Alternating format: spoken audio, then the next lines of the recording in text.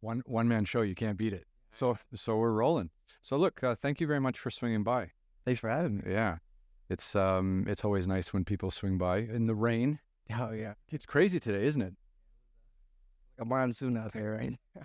I think this is like the wettest January and February that like Southern California I've ever had.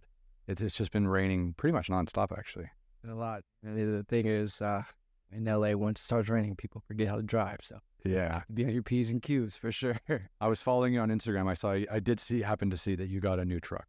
Yeah, man, crazy story with that, man. Really? Yeah, I had a truck before, at F-150, and it was parked in front of my house, and it got totaled out like in the middle of the night. I wasn't even in the car.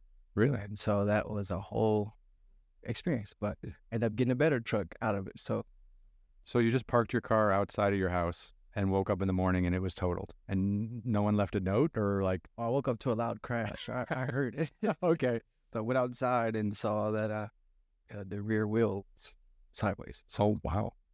Destroyed the axle, all of that. But it was crazy random occurrence. But I feel like nothing really happens randomly. So it was ended up being a blessing. I got a new truck, better truck, faster truck, All good. all good. But Amazing. it was wild at the time. I bet. I try not to drive too much, but it's not, at least in this neighborhood I can walk around quite a bit, so it's pretty convenient. Yeah, Walk up, friendly to yeah, explore.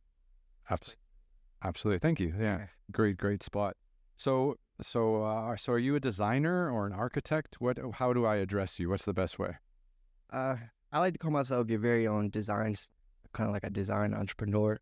I've dabbled in a lot of different industries within design, so graphic design, architectural design, shoe footwear design. But my background, I went to USC Mm-hmm. for School of Architecture, so it kind of helped me be able to create. Okay, that's epic. Yeah, because a lot of people who study architecture, they just work for like big architecture firms. They don't try to do. A lot of people don't try to do something on their own, right? Now, when I was younger, when I was in college, they would always tell us like you won't be able to make money in this. You won't be able to actually do things. I didn't really resonate with that, so I wanted to figure out my own way, and ended up working for a firm for a while, learned firsthand. Yeah. Yeah. I can't handle working for other people either. It makes me crazy. I'd rather struggle as an entrepreneur than punch a clock for someone else. Absolutely, whole day. So what do we got? Let's switch to our wide angle here. What do we got? So this is one of your shoes that you've designed. Yes, This is cool. call those the Don Obsidians. They are Italian made. Just one of the four shoes that I have now. But I like to design things for myself, and I'll just put them up for sale. They was inspired by the Obsidian, the gym, because of. Okay. But it's just it's a luxury sneaker. I'm very into athleisure. I call Yeah. my style suaveletic. Suaveletic. I haven't heard that before. I like it. I like suaveletic, but these are really kind of cool. Thank you. There's two colorways: the Don Obsidians and the Don Ivories. The other one is a cream color. Okay. And what about this little guy here? That little trinket is a tribute to what I do on a daily basis is shipping container home design, shipping container space design. Mhm. And so we take shipping containers and create luxury homes out of these. They don't look like trailers. They look like something like that. Yeah, absolutely. Yeah, I know. I saw on your website you're doing this, like you're doing them in remote places, you're doing them in cities, you're doing them for businesses. It's epic. You've been busy. Yeah. We're early on in the market and all of this. They do this a lot in different countries. I'm sure if you've seen, they do shipping container spaces, especially in London, America. Mhm. I don't know where you're doing these. Australia for sure. And so the building code just now allowed for shipping containers to be a method of construction 2020, I believe. So just a couple of years ago. So like now it's a real viable way of construction, and it creates a very structurally sound box. You have a steel box for a home that you can now retrofit to make luxuries. Lasting, these things are built to stack on top of ships and go across the seas and still be very much structurally sound. Mm-hmm. And after that, just make sure you get and your air conditioned. You're good. They look amazing, because I was checking on your website, and I'll make sure I link to your website here. But it's funny because I was for years I was a documentary photographer, Mhm. and I was living in China. I lived in Shanghai, China for 18 years, and whenever we were kind of looking for dodgy parts of town and stuff like that, we would always end up near railroad tracks or railroad stations and stuff like that. And I remember seeing these containers on the backs of all the railroads, and you'd obviously see people sometimes living in them or living around them, or homeless people as well. And then immediately that's what you think of when you think of like shipping containers. But then you see how you transform them. You put they're on beautiful lawns, they're manicured, they got grass, some of them have balconies, the windows. It's spectacular how that whole space is completely transformed, and just kind of transitions your mind to what we think of as like an everyday product that we see on the highway, right? Like, think about how many containers we see on highways on the back of trucks every day. Right. And now it's like, oh, like we're going to live in one now. I think that's epic. Yeah, it's actually something that I used to see a lot a couple of years ago in terms of that seeing on the highway. I would start to reimagine those containers on the back of those trucks. I would see them and I would think like, what would that look like to be a real space? What would it mean for space to be portable, flexible, not always fixed? How could that empower somebody to have a space that is yours, you own it, you could take around, set it up, and take it away when you're done, move on to the next place. Yeah. So I would start to think about that and slowly started to realize those things by putting myself in a position with specific fabricators and understand building codes and understanding more about the infrastructure and Department of Transportation, having to combine all these different entities together to understand what we can really create. Mm-hmm. That's really good. Really good. That's amazing. I think it's interesting because I do a lot of hiking and camping and trekking and all this stuff, and this whole idea of like moving and being mobile and being flexible is really important. And I think like portable homes might be the necessity of future living that we need. Like, if you think of all the climate problems and maybe the oceans keep rising and maybe weather patterns change, parts of the country maybe become less livable. Like, how great would it be to be able to just pack up your house and move it to like a more suitable place, the weather-wise, or maybe transition through the seasons. That would be quite cool too. It would be indeed. So look, where are you from originally? Dallas Fort Worth, Texas. Specific. Nice. Dallas. Yeah, I did a motorcycle trip a couple of years ago. I rented a bike in. Bikes, yeah, I do. Yeah, I rented a bike. I've done some like serious motorcycle television. I don't know if you saw that. I rode motorcycles all around China, India, and Brazil, and made TV shows about them. And the China one, we set a Guinness World Record for the longest motorcycle trip in one country without backtracking or overlap. It was like 65 days, and it was in miles. I think it was like 14,000 miles. Everything was tired.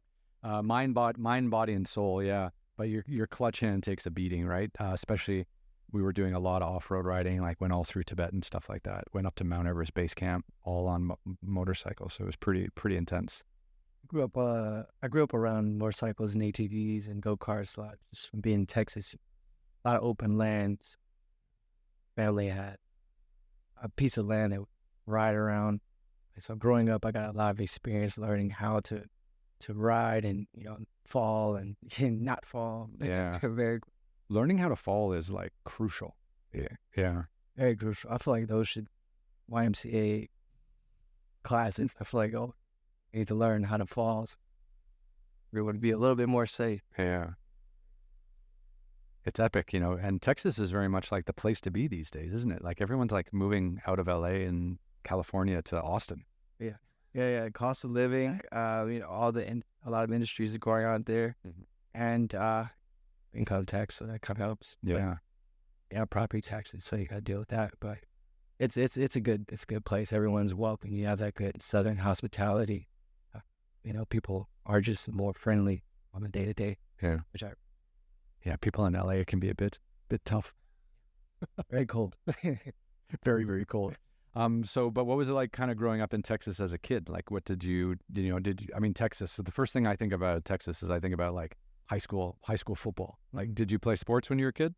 Yeah, I grew up. I grew up in a suburb in Texas, with a small family. I used to be a very active child, always outside, playing hide and seek, playing trees, playing basketball, and driveway, getting my neighborhood friends to come over and jump on the trampoline with me because I had a trampoline. We all You had the party house, man. That's so cool. in high school. I played basketball and I did track. I never played football. Mom, she didn't want. Smart woman, yeah. She's like, you need to protect your brain. Okay, and you play basketball. What position did you play in basketball? Because I played for a few years. Point guard and shoot. Oh, nice, yeah. That's epic. I used to love Tracy McGrady and Chris Paul. My favorite. I was. So here's one for you. I grew up in Toronto, Canada.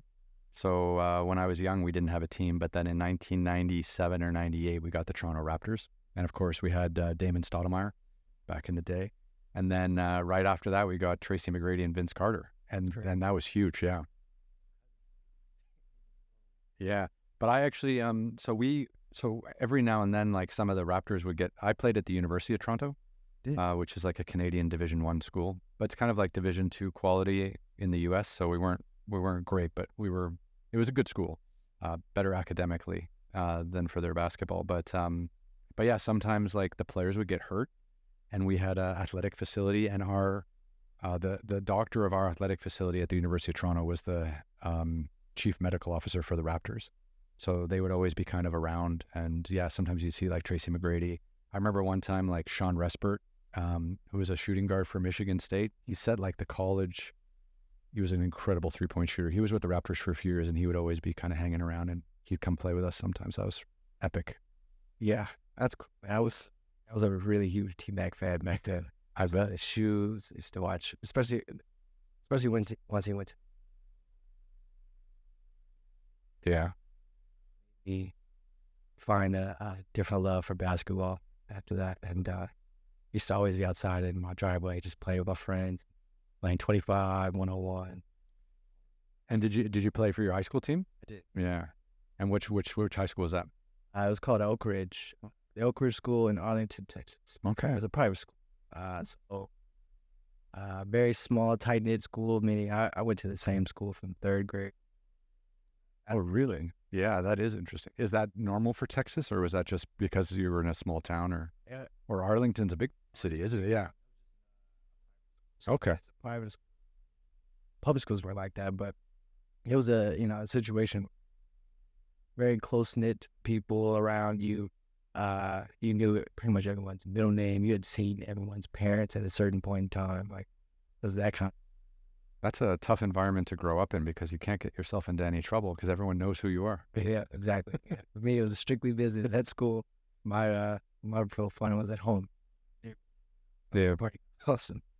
It's funny, because you mentioned a lot of things growing up, like, playing sports out on the street with your friends and having a basketball hoop and all this kind of stuff. And it was the exact same thing for me in Toronto, Canada, growing up. Like, we used to play hockey on the street. We had a basketball hoop. We could like pull it out. It had wheels, right? And set it up on the street and have our friends come over. And I just think, like, I don't know, do kids still do that anymore? Like, no. Like, this was, I mean, I'm dating myself, but like when I was in high school, like, we didn't really have the internet. We had games, we had gaming, but we didn't have the internet. And like, it was just kind of coming out around then, but we were outside all the time. Preferred to. At least I did. I preferred to be outside. I'd rather be outside than inside. Yeah. I had video games too, but it was after dark that I would play. During the day, I wanted to be outside. I know, that's good. And is where you grew up quite safe? Yeah. Yeah. We had a good neighborhood, everyone knew, or everyone was pretty much familiar with each other, or at least they knew of my family. My friends felt safe to come over to my house. It was a good time. I compete, push-ups, bench competition, trampoline, teaching and things. It was a really fun childhood. Right. And did you guys ever win anything on the basketball court? Yeah. Yeah, but not. It was a small school, so I don't go towards like a 5A public school or anything like that. Yeah. I remember once my last year of school, we were playing for the city championship, and then we would have gone on to win the state championship. And the only problem is we were playing against a team that had Jamal McGlure. Do you remember him?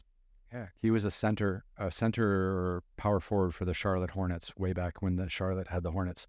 And I think he set the NBA all-time record for block shots. But he was like 6'10" or 6'11" when he was in high school. And we played against him, and he crushed us. And then he went on to play at Kentucky for Rick Pitino.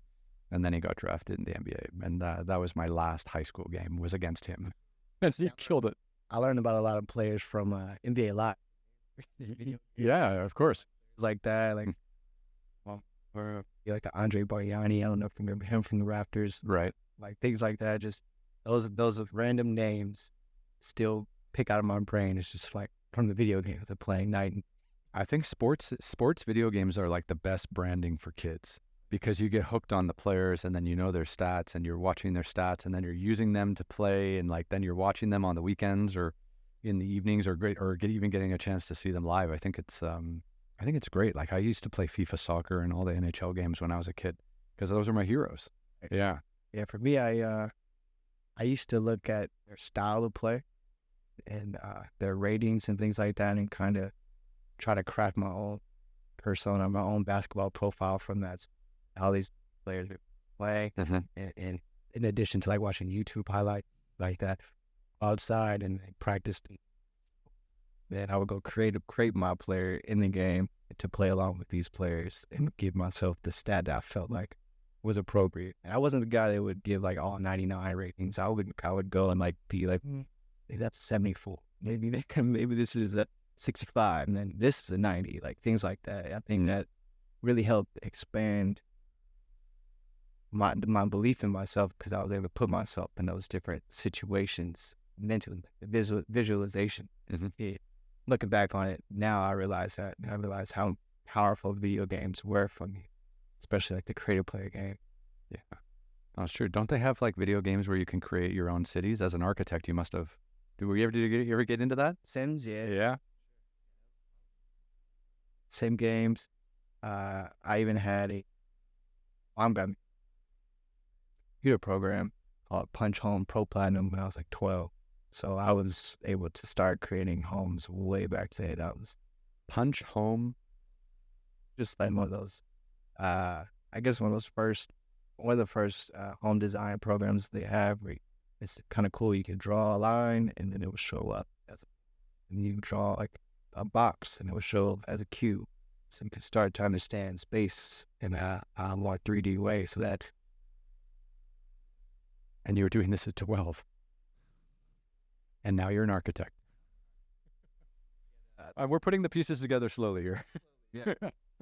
I guess the story behind that is I had a special needs sister. She was 5 years younger than me.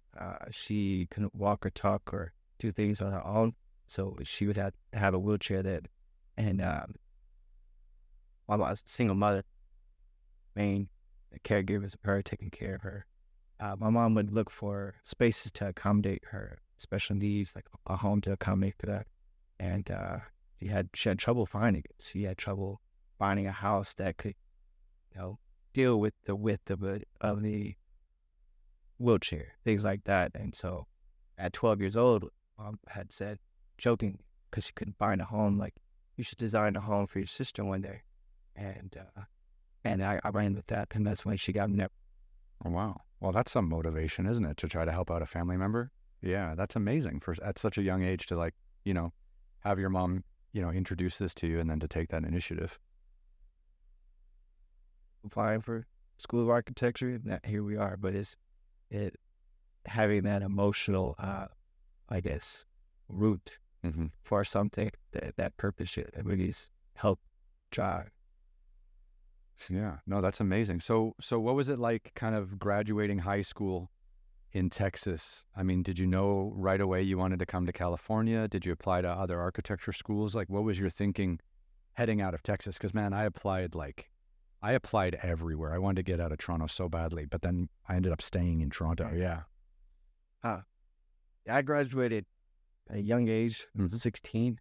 16. How many grades did you skip? I started early, so I didn't skip any. I just started. Okay. It was just 4 in kindergarten or something like that. I was young. Hmm. But in terms of thinking about college, I didn't know anything about where I needed to go, but I knew that I either wanted to go to the coast or stay in Texas. And so I applied to Miami, USC, and I applied to Texas. Mm-hmm.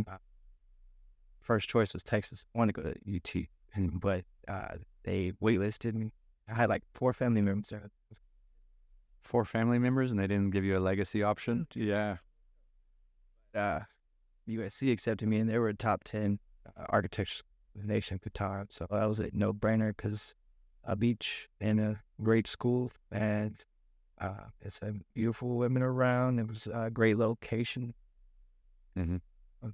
LA. So I just took that. So at 16 years old, you moved to Los Angeles to go to USC on your own. On my own. Yeah, I turned 17 literally like after I got accepted. So like I was fresh. Wow, that's epic, man. Yeah, no doubt. But what was it like leaving your family at 17 and moving to California to go to school? Because I lived in residence too, but I was not far from my family. But at 17, that's pretty young. Yeah. For some reason, I wasn't fearful. You don't strike me as a fearful man. Yeah, I wasn't. Like I was excited for it. I felt like I had the support of my parents, even at a distance. I felt like I could call them if I needed them. I was just taking on new beginnings. I was looking forward to like doing something. So a city and creating my name and creating my own identity and creating all that thing. I was excited. Yeah. And so took some adjustment, just understanding, the nuances of college, and especially as a younger person in college. And But it was really fulfilling to do so. But I mean, obviously, I'm still out here, so that's I left it. it's hard to leave California.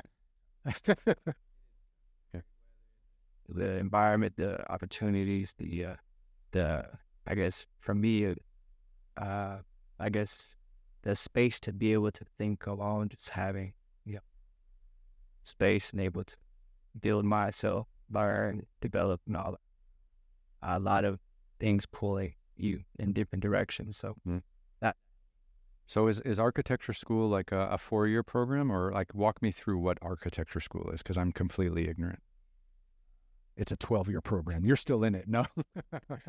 USC is an accredited school, so they have a 5-year program because a lot of colleges have it in a way that you do 4 years, you have to do your master's to then be able to go get your license. But with USC, they have an accredited program, so you can do all 5 years there, and they teach you fundamentals of design, all this. So wait, you have to graduate and then get a license? Really? I had no idea. So if you graduate from your 4 or 5-year program and then you don't get a license, you cannot be an architect. Well, you can. It's just you can't do certain kinds of builds. Like you can't go into a skyscraper. You can't do a large commercial space that has a lot of humans that walk through it because it's a different level. But you can design homes. So it's like going to law school and then having to pass like the bar exam at the end of law school. It's like you can get straight A's at Harvard but fail the bar exam and then you don't get to be a lawyer. Exactly. But the crazy part is there's an experience factor that you have to get your license as well. So the most architects, just in general, they get their license a lot older, 30. Not at like 22 because they started university at 17. Exactly. So that but to go back to the experience, uh, the architecture school, it's very demanding. It's about 4 hour classes a week. We had to sit in the same space For 4 hours just sitting there? learning about whatever it is they're teaching us about. But and then we had something called studio, which is where all the architecture students, there wasn't that many of us, there was 100. All of us would have to go in there and work on all of our projects together, kind of in the same confined space. So I guess to me, it reminded me of what a firm would be like, having all these different students working on different components of a certain project. So I feel like they were kind of grooming us to be employees in that way. But obviously, I kind of didn't like that. So a lot of times I would just go work at home or I'd work with friends that are doing something completely different. Mm-hmm. Friends in accounting, friends in finance, friends health, biology, that kind of stuff. So I would just hang with them and do my work on my own work there, just to have more perspectives, like a more well-rounded. And do you still take like history and politics and economics and all that shit, or was it just architecture? Like, did you have like core your core classes were architecture, and then you took other classes around to like balance out your education, or did they just put you into an architecture program and say like this is it? And It was very much heavily in architecture. We had like a couple of electives that we could take, just choose different classes. Like I took a neuroscience, just like advanced biology stuff. But that was fun. I'm interested in the mind. I've always been interested. That was smart. Component design is understanding the human mind and how people move through space and how people feel in environments and what. Oh, that's true. That does connect, doesn't it? Yeah. I wish I took entrepreneurship. Did they have entrepreneurship classes back then? Like, do universities even try to like teach kids how to, go out and build businesses on their own? I've been out of school for ages. I have no idea. I don't know about all of them. USC had, but it couldn't fit my schedule because architecture, their curriculum is very. Mm-hmm. Did you try to play sports at all at USC, or did you just focus? No. In that curriculum, you would get. It just takes too much time. We had projects like do every week or every other week, where we had to build things, design. So many all-nighters in the studio, and that's where like how students really start to bond is because we're all been struggling on the same things. Independent, but like we'll be able to bounce off each other, and so I would pop it every now and hang out with them too. That's great. I remember in college, we were on, we had like 15, 16 guys on the basketball team. And I remember like 5 or 6 of them were engineering students. And they had they had to go to school from 9 till 6. And then we had practice from like 6:30 till 9. And, they would come in, they hadn't eaten, they'd have to train for like 2.5 hours. And then if they, and then they would have to go home after that. If they didn't live on campus, most of them didn't. So they'd be taking the subway or the bus home. They were getting home at like 11, 11:30, like after a full day of school. Then they had homework to do on top of that. Then they had to eat. And these guys were sick. I mean, they were the sweetest guys in the world, love them to pieces, but they were sick all the time. And they just had no downtime to rest. Like, because I was studying like political science and stuff. So I had like, I don't know, like maybe 1 or 2 classes a day for an hour or two. And then the rest of the time I was in the gym or doing something else, but I had tons of free time because I was supposed to read on my own, right? That was how my education worked. Instead of like being in a lab or being in engineering environment, or from what it sounds like, the architecture school was quite intense as well. Like there's no way you can have a balanced sporting career at the same time. Be healthy. Yeah. So it sounds pretty draining. Yeah. And I knew I could build something, like a project, things, then I would have to switch that frame of mind and try to form on an actual team, build the system of the team, all that. Oh, the politics. Yeah, that just seemed stressful to me. I was like, I can't. I took my free time, made more of a social. So how much of architecture school is like drawing, like with your hands and pencils and paper, versus like using computer programs? Because again, I'm completely ignorant about this. Like, but I would assume that like everything else, it's now almost entirely digital. But I could be wrong. My class at USC, the graduating class, we were the first class to introduce the computer in CAD. Really? So you were the guinea pig. So before us, they were doing sketching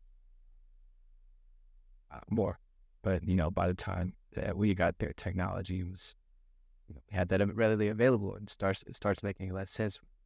Having to do all its calculation, just press it in the computer, and then it does it, and it can focus on the act.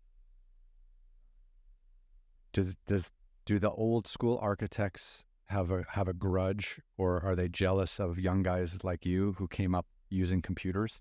Because like 30 years ago, it must have been all like papers and rulers and what, the compass, the things that you have to, yeah, it must have been all like that. These guys must hate you because you can do the stuff they did in 10 minutes and it took them hours.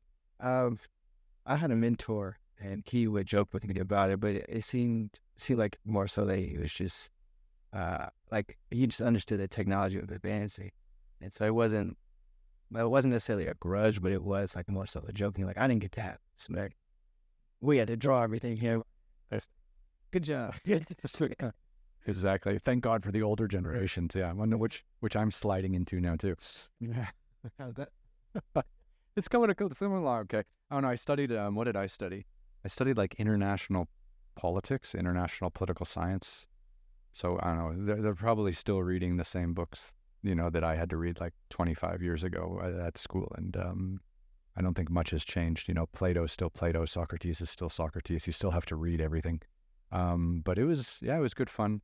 But I think now they focus more on like real world examples, and maybe trying to get people more internships to, because the problem for me is like I graduated, I'm going to assume that you went through architecture school knowing that you were going to come out and be an architect. I went into my political science degree because I had no idea what I wanted to do afterwards. And then when I graduated, I still had no idea. Like, I didn't even know what kind of job I can get with a political science degree. What do? You either join McKinsey or something like that, or go work for the UN. Like I still don't know, because I went in a totally opposite direction. Yeah, that makes sense. When I went in, I didn't know that I wanted to be specifically an architect, but I knew I wanted to create, and I know that the skills that the architecture school gave me allowed me to be able to take something from a thought to actually being something that's in reality. So that part, yeah, but I do understand where you come on, like political science, because like you could go a lot of ways, but it seems like you traveled 20 years. It seemed like it worked out perfect. So part of my story is that I didn't know what I wanted to do, so I traveled. Like, so it was kind of helpful. Like, I played basketball. Huh? Angel. Yeah. Who am I? It was so hard because so much of my identity was wrapped up in being an athlete. Mm-hmm. So you're the guy on campus. Everyone comes to watch your games. It's like just like high school, but at the next level. And then all of a sudden it's like gone, and you're not good enough to play for your national team. I wasn't, and then I wasn't good enough to play professionally. So it was like my whole identity was gone, and I was studying something which didn't lead directly to a real job. So I was just like, fuck this, I'm going to China. And I did. I went to China. Like, I was 22 and I went to China, traveled all around, and I just decided, like, this is totally the opposite of everything I've ever learned and experienced. So I was just like, I'm just going to stay here and make it work. Because it was different. Like, the most different thing I could find. Yeah. Were you Toronto, Canada originally. Yeah. Which was great because, you grow up, back then it was a really safe city. I don't know what it's like now. I don't go very often.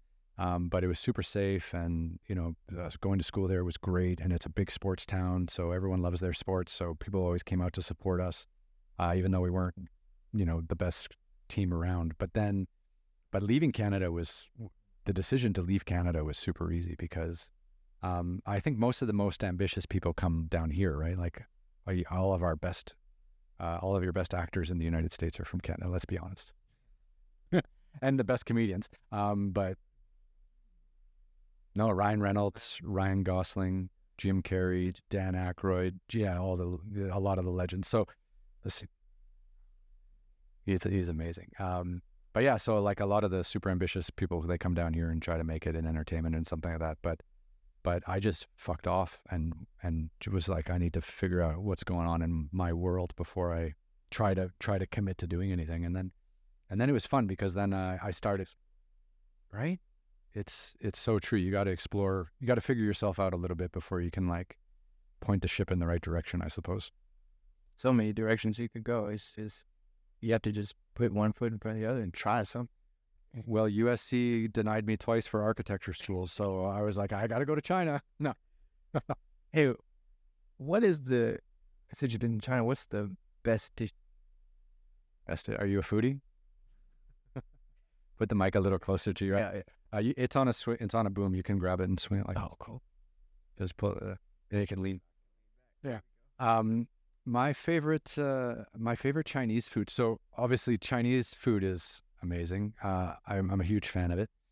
And the great thing about China is, I think China is by far the best country in the world to live in if you're a foodie, because of the diversity. So in every province in China, and I think there's 33 provinces, they have their own almost entirely different cuisine. And they just cook meat and vegetables totally differently. I mean, there's all kinds of, there's a famous street in Beijing where you can like eat crickets and bugs and shit like that. And they have those in Thailand. But I'm talking like really fine Chinese dining. And, but my favorite dish was mapu tofu, which is like, it's tofu, which is like bean curd.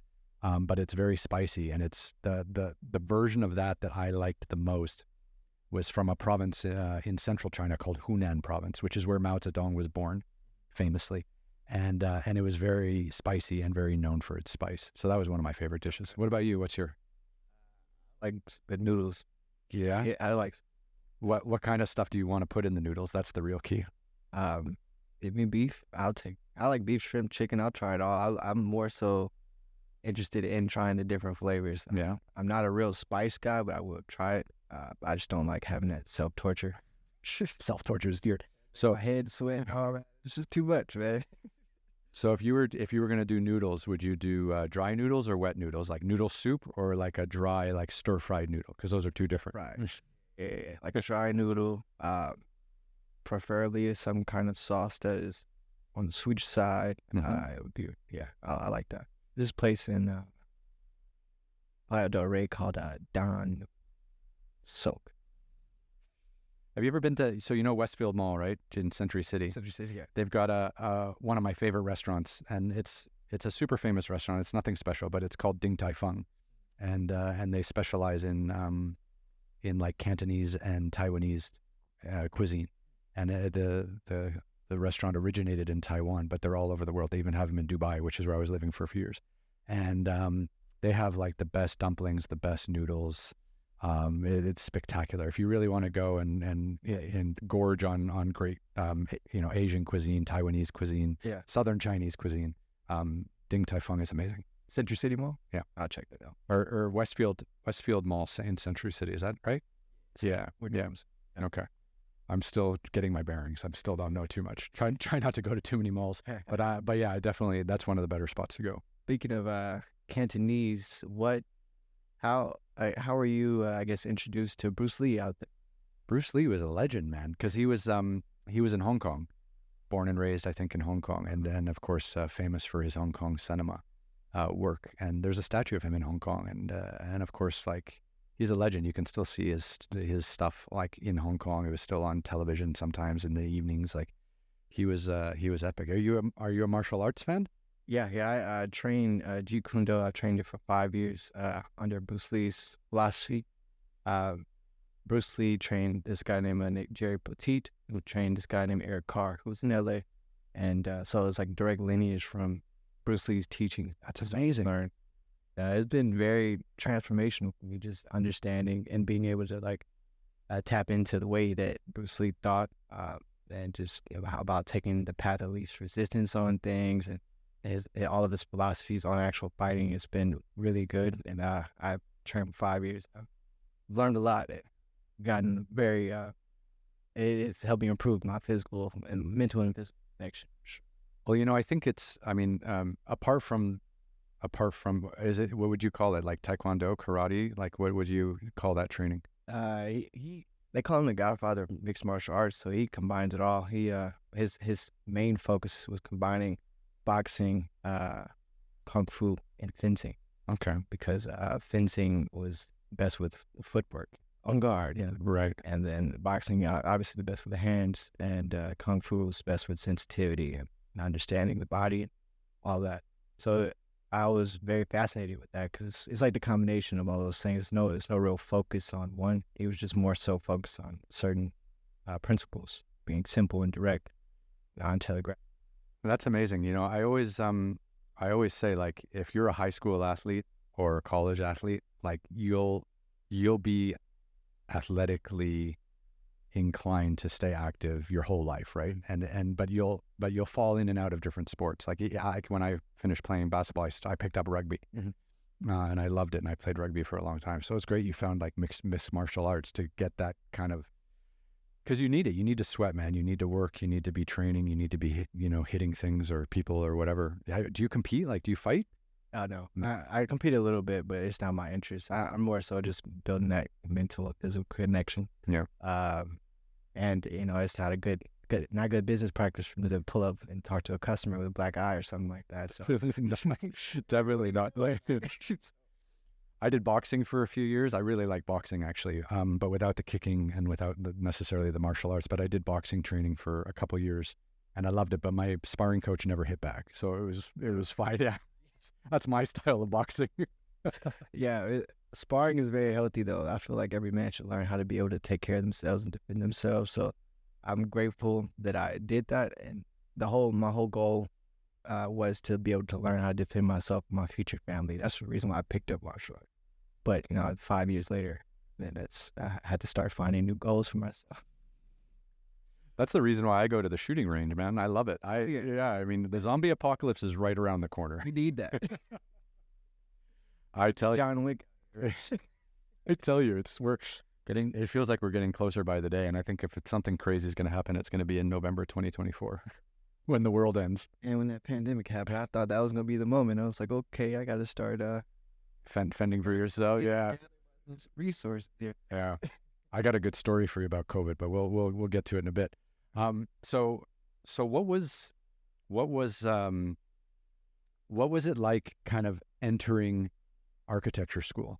Like, are there different paths? Like, are you gonna work on non-for-profit projects? Are you gonna build homes? Are you gonna build skyscrapers? Are you gonna build alternative living facilities? Like, are there different channels to go into when you enter, or do you just get like a 5-year general degree and then you choose what you want to do later? The way they introduce it is very interesting. It's very they break it down to the fundamentals. So the first year or two, first year they were introducing shapes and form to us. They had us explore what you could do with different shapes and form. They would have you choose whatever shape you want to make. You had to start learning different patterns of design. So they had to learn about hierarchy, pattern organization or spacing, things like that. So they had us play around these shapes to then create a basic space. But at that time, we're still learning, what these shapes mean and what form and volume and what it feels like to be inside of a room, that kind of stuff. We have to start thinking about that.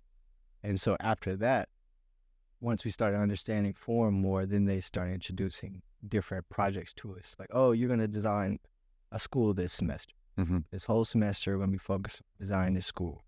And over time, started teaching us how to do floor plans and elevations, sections, just to understand and depict your visualization, your idea in a way that everybody else can understand what you're trying to say.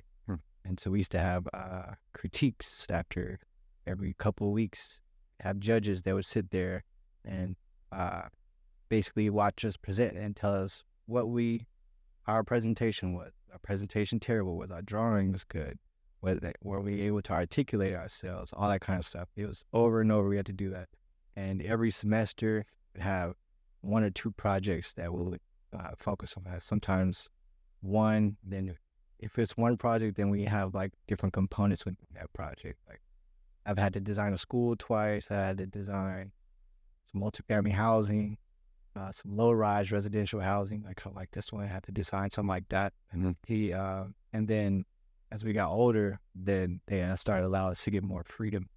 And like then we had a thesis to get out to graduate. We had to have a thesis. Oh, what was your thesis? My thesis is. Oh, very cool. Nice. So I was studying Nike and branding, and also I based the design off the Jordan 11s, which are my favorite Jordans, and but the whole concept was I had 4 semi trucks that arranged like 1, 2. Hold on, yeah, At 1, 2, 3, 4. So, and then the court was in the middle, and the whole idea was these trucks would pull up, and then like the wall would come down, and you'd be able to take all the pieces out for the court, put the court together, and then the other trucks served as like bleachers, and the other one served as program and retail, like you go buy some stuff in this one. And so that was my thesis, is understanding branding and architecture, combining all of that. So that's really thoughtful and hugely useful. And, but were there guys or men and women in your class that were like, I'm going to build the world's biggest skyscraper? Like, were there people who just like, I just want to build the world's biggest something? Oh, yeah. I had a friend who designed this skyscraper.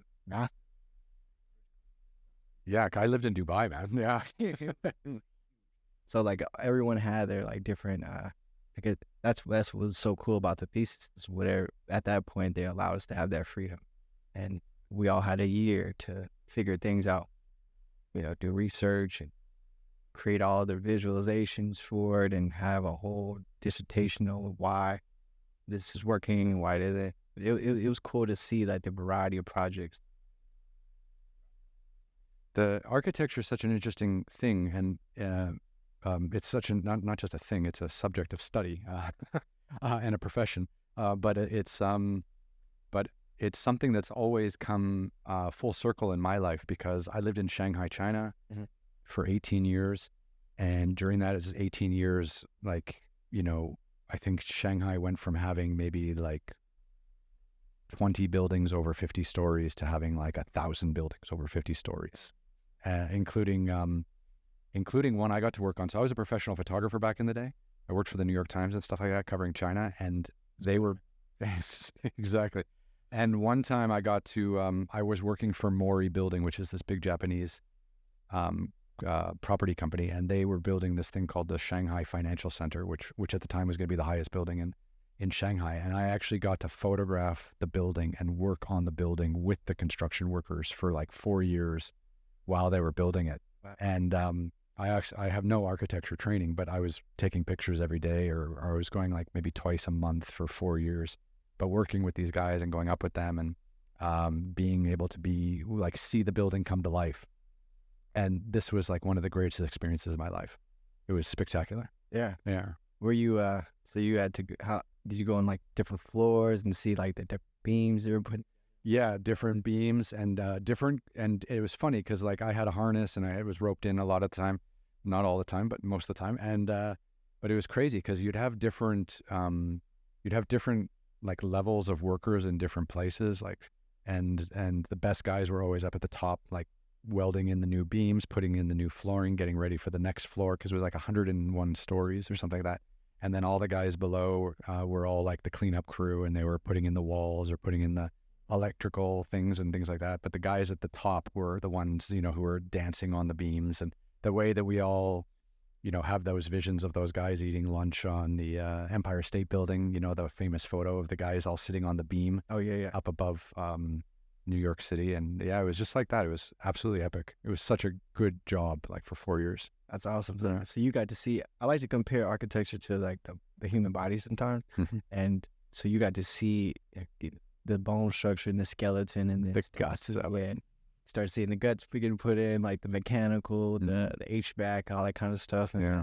the skin, which is walls and exterior. That's cool. And then of course when it was finished, it was like the nicest building in Shanghai. So all the big law firms and banks, set up offices there. But on the top they had a Park Hyatt Hotel, which is which was probably the best hotel in the city at that stage. And I would go there with friends and have a drink in the bar, in the lobby bar, and show them pictures like, on my laptop or on my phone of what that floor looked like, with no windows, with no walls, with no nothing from when I was filming. And I love that. And to see it transform like that was hugely exciting. I don't know, where am I going with this? Maybe like I wish I went to architecture school, because then I could have understood it a little bit more. Oh yeah. That's probably one of the most exciting things for me about what I do is that process. Just going to go see it getting constructed and seeing the different phases and the different subtle nuances that go on and issues they may come across, and then you watch them get through those issues, and then it ends up being the final product of something beautiful. Yeah. It's a really interesting process. That I think it's great. I think if you're going to have a job and you're going to build a career and you're going to build your own brand and have your own name, like you have to be able to see something at the end of the day that you've like put your hard work into, and you can be like, that was mine. I think that kind of moment of satisfaction is crucial. Yeah. It's I don't have words for it sometimes. I just sit in awe sometimes, especially like and I still feel it, but I was gonna say the first couple of times that I was seeing something that I drew on paper now, like physical, real form. I just had a project recently at Cerritos College. You can pop up there one day if you want, but it's a shipping container kiosk. It's very luxury. It's all black and has some very cool sconces that so if you catch it at night.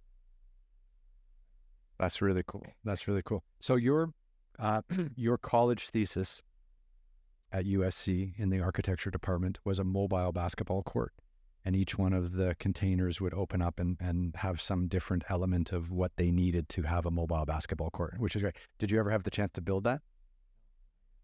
When's it going to happen? Who's going to fund that bad boy? That's the question. I'll find the right client eventually. Yeah, but the drawings are still there. You still got it in your mind. I got the idea, so Yeah. it'll come eventually. But I love that whole idea of just the flexibility, pop-up space, pop-up shop, pop-up home, pop-up lounge. I came across this fabrication company that I work with now that have these trailers that it's no longer just like a container. They have a container that expands, right?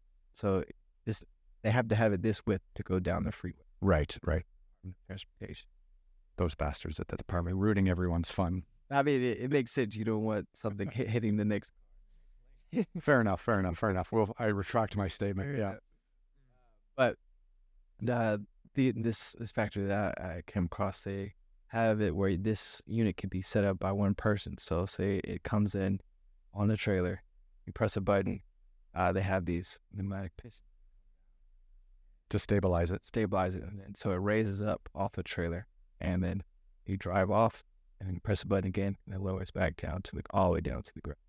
One person can do that. You can have a space over here, And like press another, and then like you can just like press another button, and then this thing will come open, and press like another button, and then that one will come open, and the whole thing is just automated. That's amazing. fantastic. Yeah. It's the coolest thing I've ever seen. I'm so excited. Well, that's a situation where the technology is advancing and pushing architects to come up with new ideas to use their technology. I like that a lot. Like that's super interesting. Like it's the same with, building high buildings. Like they come up with different building materials that can withstand, wind, and then they can build higher, right? Or dig deeper or whatever it takes. Like I like it when the technology advances and it pushes everyone to like catch up to use it correctly. Right, and Yeah. since we're in LA, come up with more green, sustainable, and earthquake proof. quick proof. How much of these containers and stuff like that is focused on like green and renewable and using less energy and less electricity and stuff like that? The way architecture should be going in general, it should be pushing that way. These containers are, and they are already, just because you're repurposing something that's already been built and it's still repurposing and being used. So that in itself is sustainable. And then after that, starting to add different practices like, and the homes that we design, we'll put mini splits in there, mini split AC. I'm not sure if you've seen those, but those are like the wall mounted AC. Yep. But you can control each room. So then you start to save energy costs, start to save on energy. Not your whole house is blasted with air or trying to be heated all at the same time. You're only heating or cooling the spaces that you're in. Mm-hmm. Different like things like that.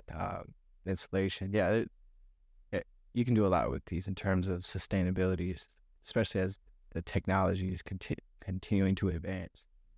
Oh, I just moved out here, and everything I own is on one of these going across, I think, the Atlantic Ocean at the moment. Yeah, from Dubai. But yeah, no, it's crazy that like these cheap little things were made for just putting stuff in and moving, and now people like you are dreaming up all kinds of new possibilities for them. I think that's super cool. Yeah, absolutely. Yeah, they just repurposing, man. It's a steel box that you can make into a beautiful space. So it's a cool part. Like the frame is already there, and then you can just start adding the care.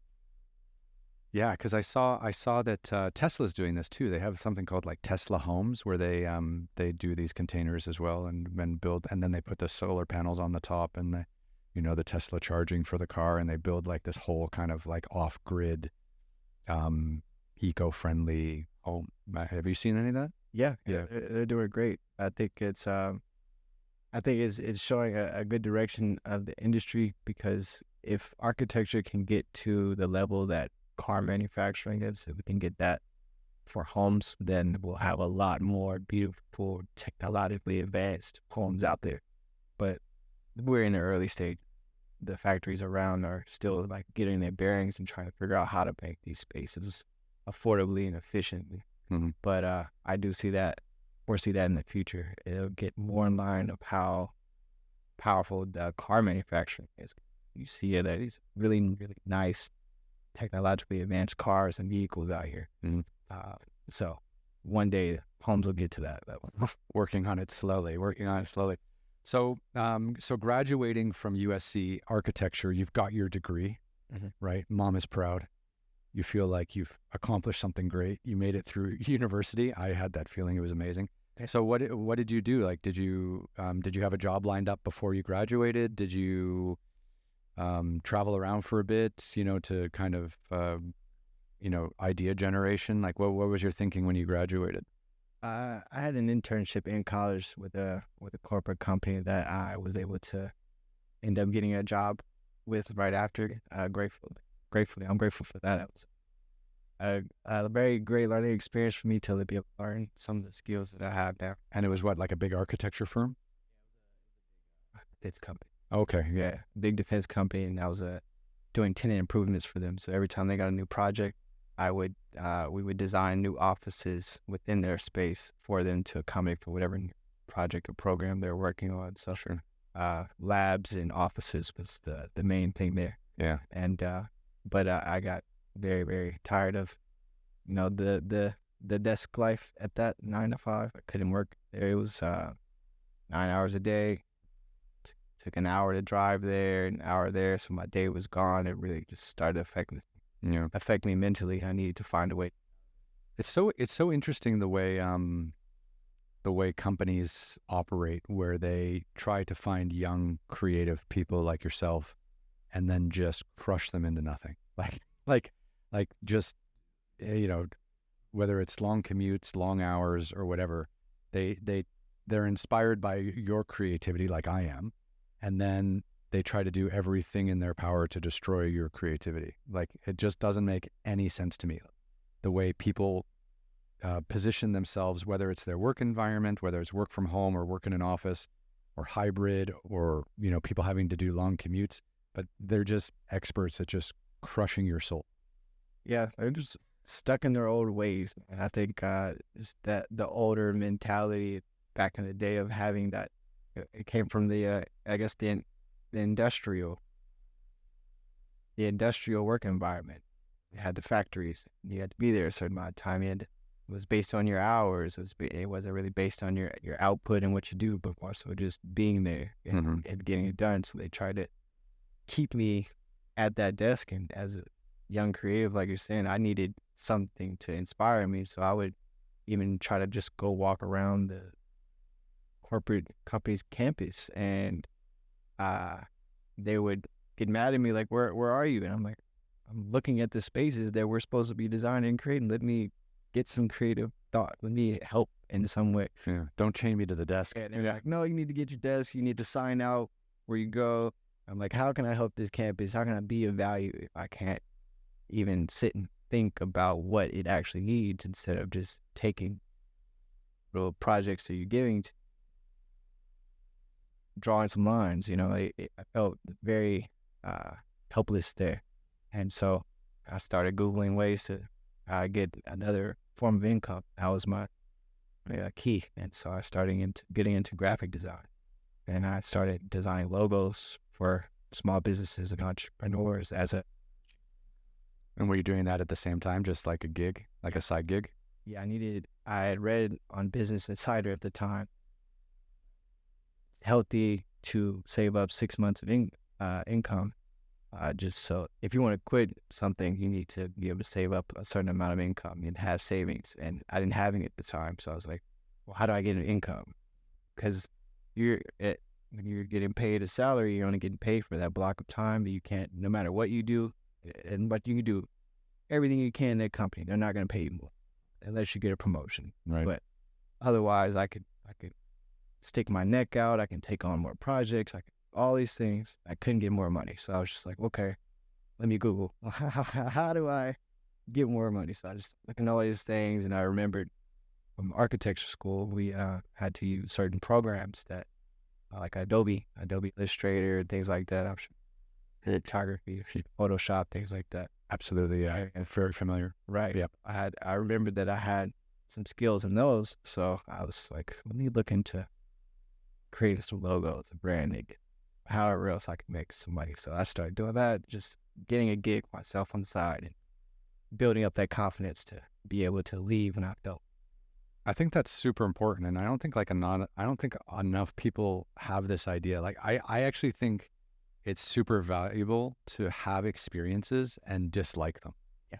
Because I think it's almost more valuable to know what you don't like than what you like. Yeah. Because I think what we all like is some ideal, like, oh, this person has his own jet and does this and seems to make money doing this or sell sneakers or whatever. Like, but you don't know how to get there, right? Right. But if you can do a few jobs and hate them, then you know, like, okay, that industry's done. Like, that's not going to work for me. That's not good. But this, maybe I can figure this out. And I think that process of elimination is just as healthy as focusing on trying to do exactly what you want. Right. And you're building skills in the process. Yeah. Major key. So no matter if you don't like the job or not, you do have to. Do not burn bridges. Do not burn bridges. Yeah, it's picking up skills along the way, building your network. These things are obviously very important. Even if you are kind of still not doing exactly what you want to do, you're still young, you still have time. Obviously you don't want to be stuck in something you don't like, but being able to cross that off the list as being something you don't like, I think is hugely valuable. Yeah, I feel like a lot of times being stuck in something you don't like is a mental choice. Is a choice. You can start to choose to make more other decisions that can help you move out of that specific. Yeah. Well, it's safe, right? That's what people want, is safety. Yeah. And safety and convenience. Like there's a lot of people out there that don't want to have to think too much when they go to work, right? They just want to show up and God done, get your payment. Yeah. And that's not you at all. I always tell people, like, when I was 22, I moved to China, and I was like, if I was 42, I would have never moved to China. Like, I just did it because I was lucky I didn't have any debt, and I didn't have a job and I didn't have a wife or kids or anything like that. So I was just like, fuck it. I'm just going to go to the other side of the world and I'll figure something out. And that was such an easy decision to make because I had nothing holding me back. Had any anchor? Nothing. Yeah. And, but then as you get older, things get more difficult. So I always tell people, like, if you're going to do like crazy risks financially, or you're going to try to be an entrepreneur, you're going to try to do all these things, you got to do them. You got to do them early before life catches up with you. Yeah. Then you're going to have other things to consider. And a lot more strategic. Yeah. And I think your ideas flow a lot better too when you're, when you're hustling. And I think that, like you said, like having a side gig, thinking about problems in different ways, saving money, like, using a side gig in, on the weekends to save money from your, regular 9-to-5 job. Like all this stuff is brilliant because it all gets you thinking in different ways and meeting new people and different people. And your network is almost as important as your skill set. Right. And I feel like one of the biggest things you can do is invest in yourself. So that situation of getting extra income or just learning a new skill, all that is just investing in yourself and building your avatar, your character, your person. And it's going to help how you can show up in society. You'll be more equipped to deal with whatever may come. Absolutely. So how long were you gigging for on the side before you left your full-time job and decided to go out on your own and become an entrepreneur? I would say it took about a year and a half of, but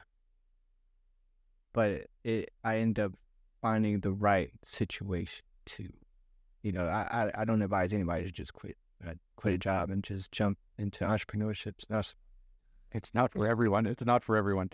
No. You have to, I would say, get yourself a situation that you can line up, or you have to do both. You just have to do both until it makes sense to jump. And I found a situation when I started getting into containers. I started teaching myself about shipping containers after I got into branding. So branding, logos, I was just doing, getting funds here and there. But then I built that interest into shipping containers because I was interested in pop-up shops. And so I was like, because I didn't see homes as shipping containers at that time. I only saw stores, pop-up stores. I saw things like Box Park, Shoreditch in London, huge like container mall. I saw a couple of units in like Costa Rica, things like that. Also saw this huge Puma shipping container store that was like a pop-up, and it was the coolest thing I've ever seen. So these were kind of feeding your inspiration about what is possible. Right. And so it opened my mind up, and then I was like, well, branding, it didn't fully satisfy me, like logos, it didn't fully satisfy me. And I do look for like a personal satisfaction in what I do. And I've always been into architecture and creating spaces. Let me combine the two. And that's why I got into pop-up shops. And sorry to interrupt you, how does that work? Like, okay, like I'm a restaurant, I have a restaurant, and I want to also have a pop-up version of my restaurant, which can go around LA on the weekends and pop up in different places so people can have like a fast food version of whatever my restaurant is, for example. So I call you. How do we do that? I know, yeah, you call me and we would talk about your intentions and I guess the feeling that you would want to create for your customers. I know a fantastic fabricator out here in LA that makes food trailers that very affordable price, but has a lot of efficiencies in their design. So for me, I've been looking at who builds things, and then I'm able to connect the customer person builds, and then I translate their vision into something that manufacturer and the builder can understand clearly. Customer will tell me their wants, needs, and desires, and then I will take that and combine it with my knowledge of how it was built. And then I'm kind of like the funnel in between to make everything smooth and efficient, and helping them think of things that they probably didn't think about before in terms of experience and space. So that's a tough position for you though, because you have to not only find your customers, which is hard because you have to find people to pay you to do things, right? That's life. And then you also have to find the fabricators and the people who can make that shit come to life. Like like people who are actually doing that. So I almost feel like your job's really hard because you have to figure out, you have to stay on top of the ecosystem in the space and who's developing new stuff and who's trustworthy, who you can work with, like your suppliers. And then you also have to, get sales and get people to actually trust you and trust your vision or trust your ability to consult them through this process, which is huge. Because, I mean, how long would it take to build out a container restaurant or pop-up restaurant? Is that like a 6-month or 1-year thing, or can you do it even faster? It depends on whereas if it's a pop-up, it'll be faster. But if it's stick built, if it's supposed to be on a permanent foundation, we have to go through all the permits and building permits and stuff. That the permit part is variable, but fabrication is usually 4 to 6 months. With a container or with a pop-up trailer or things like that, they can get it done pretty quickly once all the construction things are handled. So the design, if it's more of a straightforward design, then it could be a month or two. If it's something that takes a lot more thought and consideration, it'll take as long as it needs to get that part done. So I would say like I want to have a pop-up restaurant. Help me out. And then what you would basically design, you would go to your fabricator and say what's new, what's possible, and then you would listen to my needs. Okay, I need to be able to have a cook. I need to be able to have a freezer for cold stuff. I need to be able to make stuff hot. Boil water. I don't know. I have no idea what a restaurant is. But then I would tell you all that, and then you would come back and show me what, like drawings or blueprints or of what that could look like, or a 3D model, like digital 3D model. Exactly. Yeah, I would tell exactly that. I was telling what equipment do you need? Do you have your branding materials already, or do you help with that? That's process, and then we started to. I watched Founder. Have you seen that? Oh, the McDonald's movie with Michael Keaton, where he's the founder of McDonald's. Oh, fantastic. Great movie. Yeah. Remember that scene where they were outside doing the chalk and they were getting the whole workflow to kind of make it more efficient? Those are the kind of questions I ask, like if you're going to work in this, how do you work already, and is that efficient? And if so, do you, in this trailer, it's going to be a more confined space. You imagine you're going to have 1 to 2 people in there working or something like that. Mm-hmm. Where would you like to have these things so that it's more of an efficient way? That gives the owner things to think about, but it'll help them tremendously in the long run because it's already thought up. So I try to put that level of intention and thought into that, and then once we understand that, I'll have a plan, and then I'll start talking to the fabricator.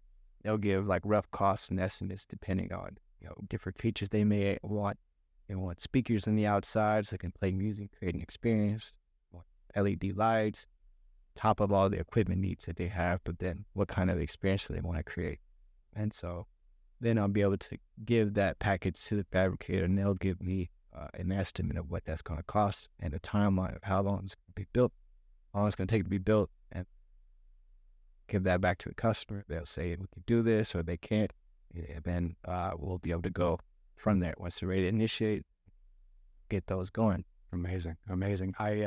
So the reason I'm so curious is I have this. I was in Banff, Canada, which is the Rocky Mountains just north of like Montana, in over the border, and there was this really like Michelin star quality chef, and I interviewed him. I was making a TV show, traveling across Canada one time by motorcycle, which was amazing.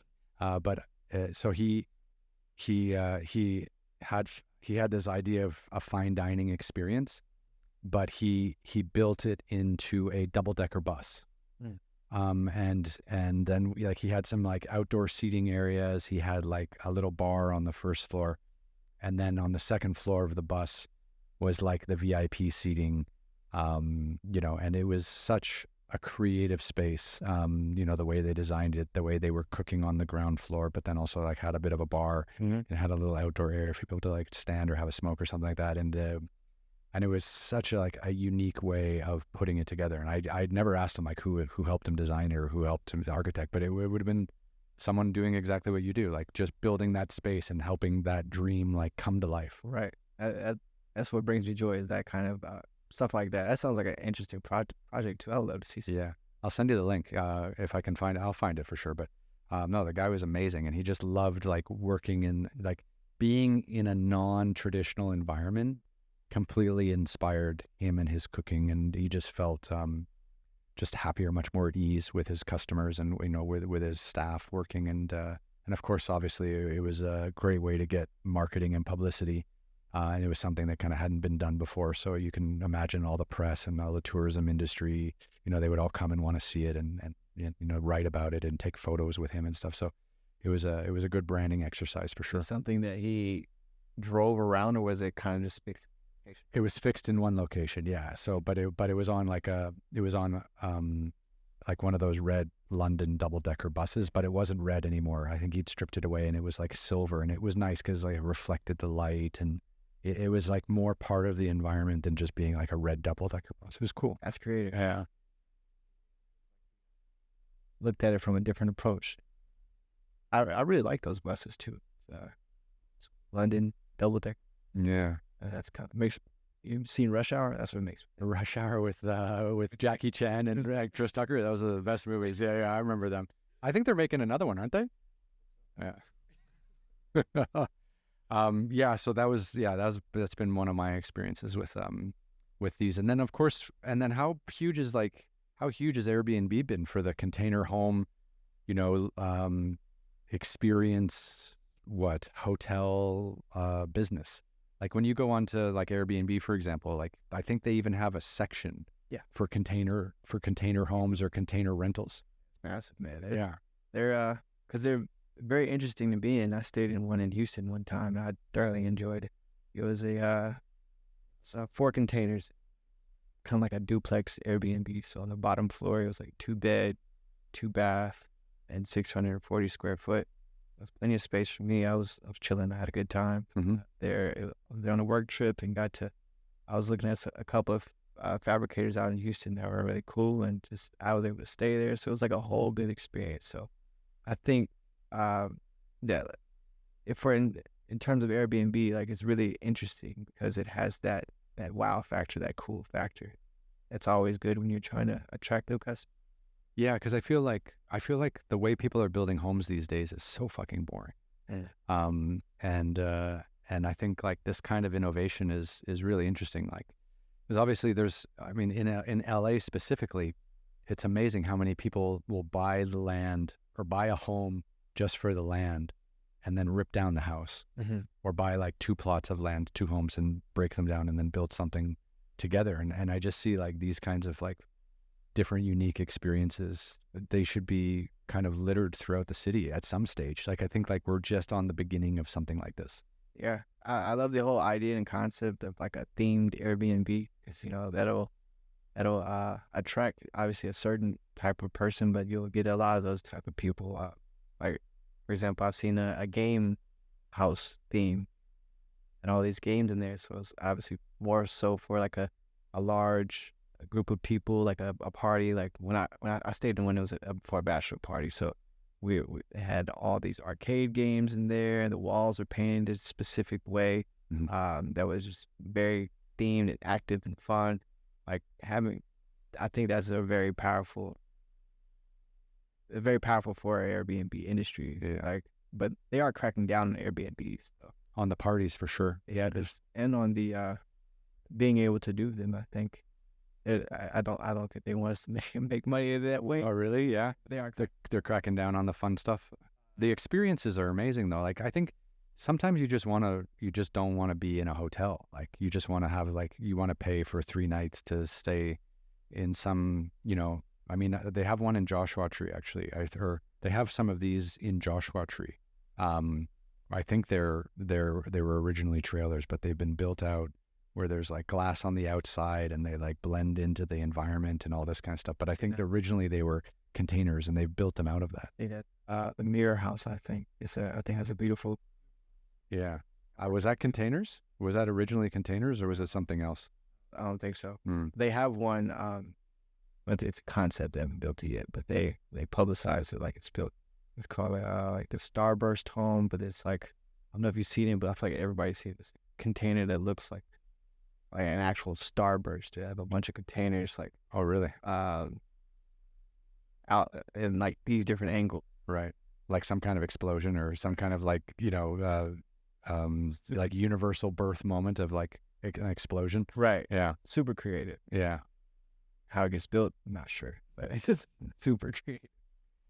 So you were working at that job for like a year and a half. You were side hustling. Then you got into design and branding, and now you're using like your full facet of architecture skills, basically working on projects helping people brand and actually create brand like spaces. So and is that what you've been doing since college? Like this one business? No. So right after that corporate company is when I started to get into shipping container homes. Mm-hmm. And I work with a company called Cube Living. That's where I got into specific designing luxury container homes. And I've been doing that since 2019. Mm-hmm. And then more recently, I've started expanding more into other things I just like to create, like brand, and more empowering, inspiring things like this I am hat. I am, two of the most powerful words in our language, because whatever you put after it starts to become, you put the action. But, the affirmations just truly start to help all of us become better versions of ourselves if we believe it. Everything starts with self-belief. So I've been working in trying to create inspirational clothing, shoes that I would like to wear. Mm-hmm. I got actually created a electric sports ATV, which is really, really cool. That is pretty cool. Taking you back to the Texas days. Yeah. I got 2 at home in Texas. Well, actually, no, 5. My dad has 3. And I have 2 of the moms. But they're really, really fun. So I just take on little fun ventures like that for myself. I did a pop-up retail store out of a trailer for a purse company. Really cool. It has like shelving along both sides, and you can so the customers can walk through, look at a product, and go down to the end of the trailer and check out themselves in the mirror and decide if they want to buy it and go. So like, I saw this one on your website. It's like a container with a catwalk right through the middle, and you've got stuff on both sides, and you can see right to the end. And, exactly. And every step is like a step in the purchasing and reviewing a product process. Right. Yeah. Yeah. So that was a very fun project. So I right now it's just I'm either creating for someone, and when I'm not, I'm just trying to get these ideas out of my head that I can see. Yeah. So it's.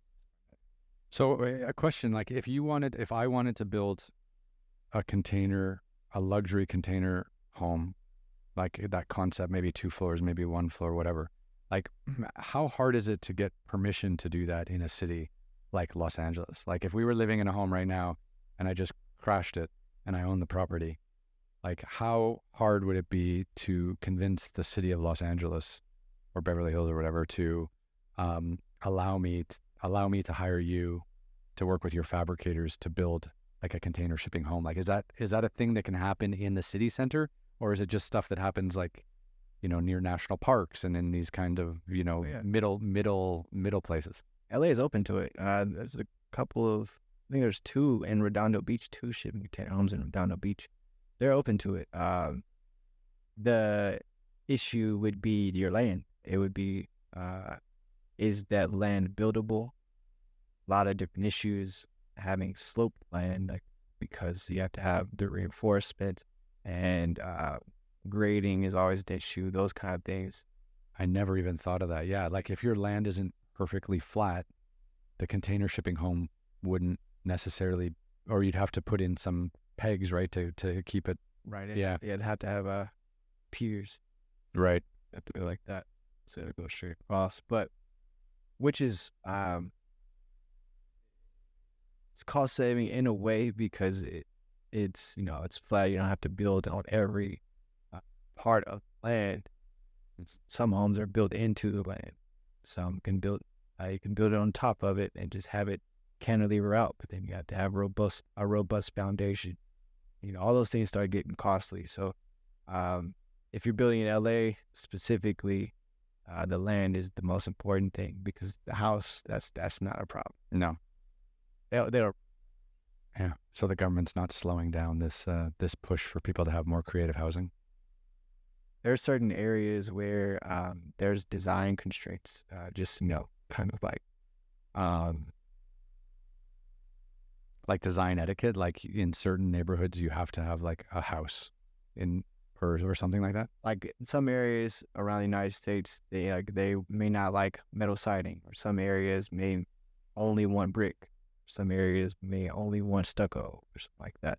But that's because they have certain covenants in place and all that kind of like extra rules. But in most places, you can build a container home, no problem. And then on top of that, you can also add cladding to this What's cladding? exterior finish. So it could be, you could put brick out here. You could put wood siding. You could put stucco out here.